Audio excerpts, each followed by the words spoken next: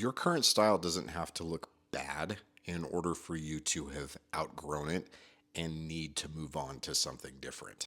This is a pic of me from 10 years ago, and my life was very different back then. I was working in custom suiting, and I loved the opportunity to experiment with and explore suiting like this every single day.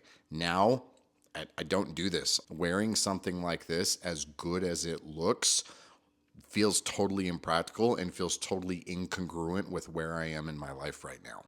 Or here's me at another stage where everything about my clothing and my grooming was something that I wanted to be a little bit more aggressive and have a little bit more edge to it. I like this. I can look back on photos and feel good about the way that I looked then, just like I can look back on photos from my suiting days and feel really good about how I was then. But neither one of these looks would feel consistent with where I am right now. So, how do you know when it is time to make a change?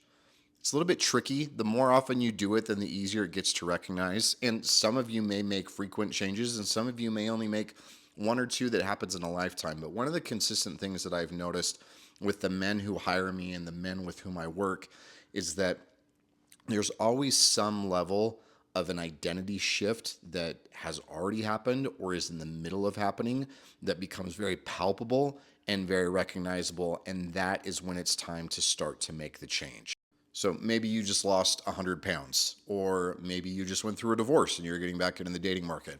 Or maybe you've started an Instagram channel and you're picking up a ton of momentum, and now all of a sudden you're dealing with visibility that you weren't expecting before.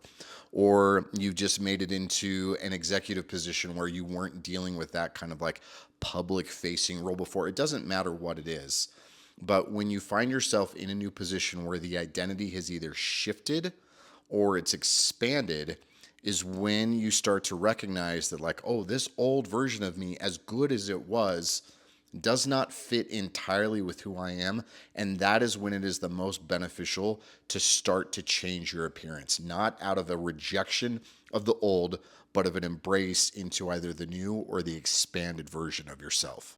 And knowing that that change needs to happen is only half the battle. Then knowing how to properly navigate it is where the real fun starts. It's what I'm here for, because you can't just copy and paste what you see from your favorite influencers or get your monthly subscription box, because again, it's not about changing your style from something that looks bad into something that looks good. It's going from something that may have looked good but feels incongruent into something that is now consistent with who this newer, broader, more expanded version of yourself is.